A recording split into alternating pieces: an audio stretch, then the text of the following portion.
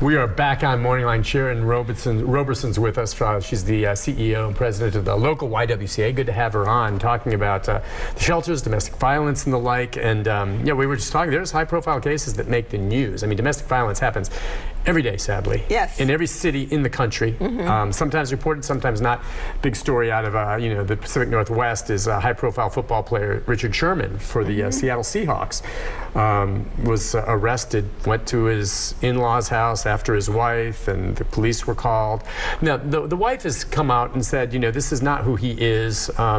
She didn't condone or say it was nothing, but she said, we want to get him help, and he's a good person. He may have drank that night, but sometimes the victims, though, will downplay what happens, right? Yes, yes. And I think that sometimes that's difficult for outsiders, so to speak, to understand that. But there is a level of affection and love, even though the person's being abusive to you. And oftentimes I think the victims know things about their abusers that others may not understand.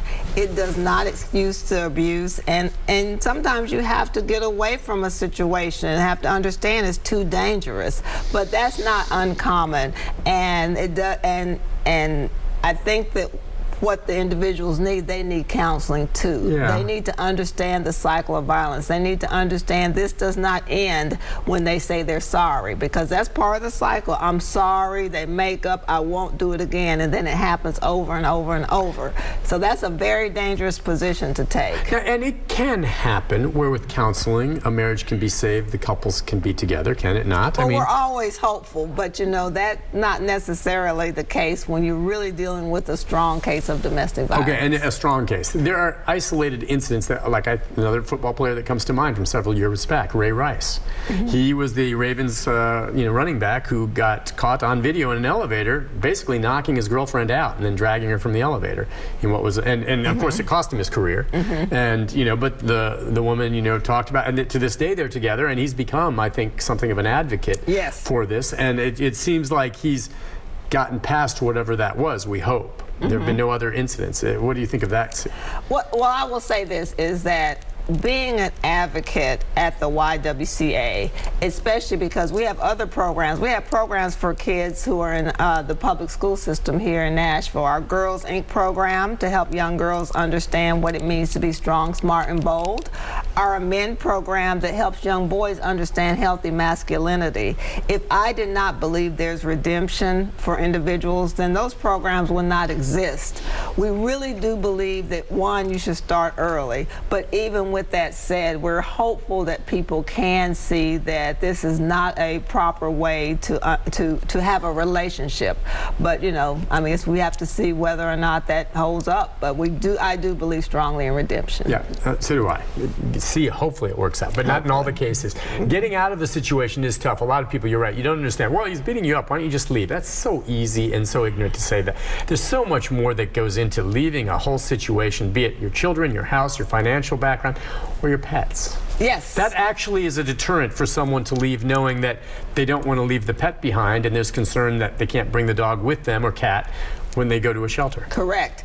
And for, I guess, over a decade, the YW has known this exists. We've had individuals who have called us and knowing that they needed shelter, but were very afraid to leave their pets behind. And because at that time we had no place for the pets to go other than we've had fostering programs and tried to do various alternatives, but it's very difficult.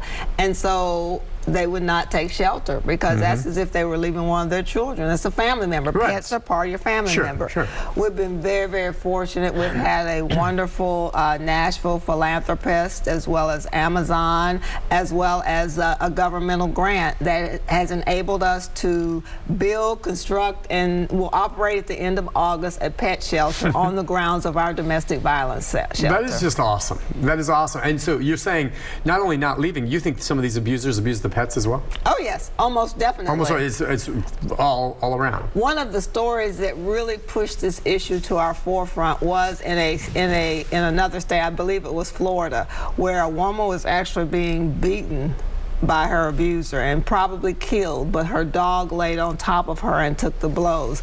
By the time the police got there, both she and her dog were in very bad circumstances, such that they took them, the dog healed. She was coming into shelter. That shelter at that time didn't even have a pet shelter, but any dog that would do that for, they brought the dog in, and that led them to build a pet shelter. That they reckon, that brings tears to my eyes, that the dog intervened like that to try to protect her on that. Protect her.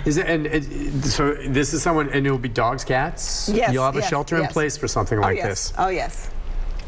All right. It's new to Tennessee. It's new to us. It's going to be probably the first one. It'll be the first one. Do you think others will take note, and then we'll see this at other shelters? I think so, because it is something that once you see the data and you know the number of calls and you know that people are telling you every day, can I bring my pet with me?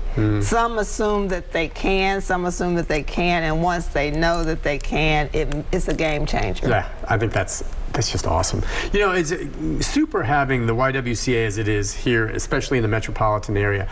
I'm just wondering, you know, it's got to be more difficult for some of these families than the victims in these more rural counties. I know the services, and you guys probably reach out, but I mean, look, there's some counties in Tennessee that, I mean, you blink and you go through it, and it's small, and they have no resources, they have no money, nothing. And if you're someone there that's being abused, where do you turn? As local law enforcement, the sheriff, maybe they can help, but...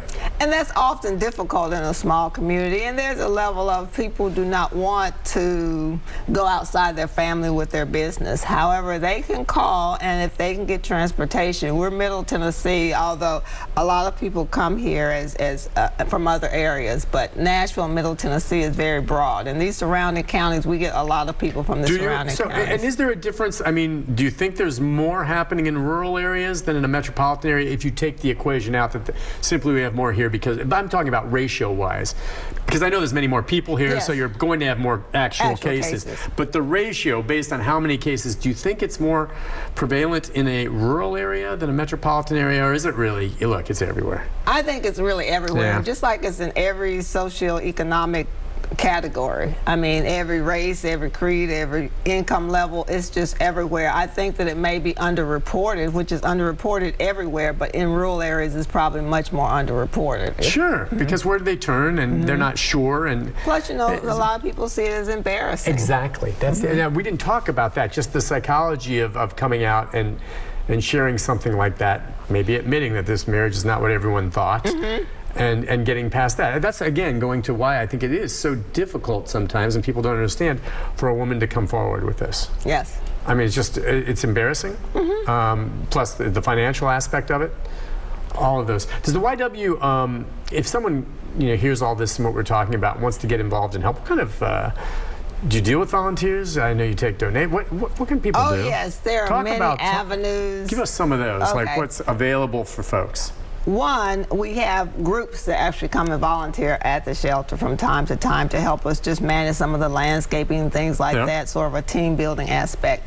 But we also have other programs, our Dress for Success program, which helps women who are seeking to improve their work world. Well, many of them maybe haven't been out in the workplace for a long time. Yes, and we wrap around our services because let's say you want to get an education. You come to the YW. Let's say you've been in Weaver or you're not in Weaver, but you're a woman that's out there trying to change and enhance your life. And so what you can do, you can come in, you don't have a high school diploma, we'll help you get that.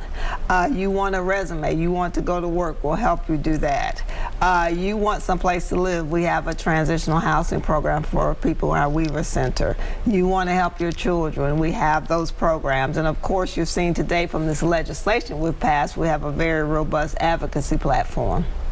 YW, by the way, just, and we can touch on it, just that there are men that suffer abuse. Yes. Far smaller percentage. But do they go someplace different, or does the YW help them? We give the same services to men. We normally hotel them because we have relationships with small hotels that help us with that, but we do not have them at the Weaver Center. Have you started addressing the issue of those who are non-binary or LGBTQ folks? How do you handle that? We meet you wherever you are. We have no problem whatsoever, and we haven't had a problem with that. Oh, I know, but I mean, you have a place for them necessarily? Oh, I mean, yes. is it, Oh, yes. it would be at the shelter, hotel, you're or whatever yes, correct. works best? Whatever is best for the client. And when they do come, it doesn't cost anything? Correct. All of this is free. What's the average length of stay? Well, now it is 60 days is our standard at this point. However, especially during COVID, because it was so difficult to transition individuals into houses or apartments or whatever, to get them anywhere, it was at a standstill. We gave people longer periods of time, but it really depends on the complexity of the family. We had one woman, for instance, that had 9 children. It's going to take you a while to get that straightened out, and so you really have to give them additional time. I would love to have longer periods, because this is really just emergency help. It's just that with the number of cases we have, that's what we're limited to. Are there cases sometimes where your folks actually have to go testify in court? Oh, yes. Oh, yes. Based on what you've seen, because sometimes you're the first responder, you're the first people that see them. Right? Well, we are a support mechanism, and we work closely with the Family Safety Center, getting orders or protections. We go into court if we are subpoenaed to do so, to really talk about the situation and work through that. So we're very supportive. We're very supportive of our clients, because they are victims, and we're here to help and support them. Take a break. Back with our final segment right after this. Stay with us.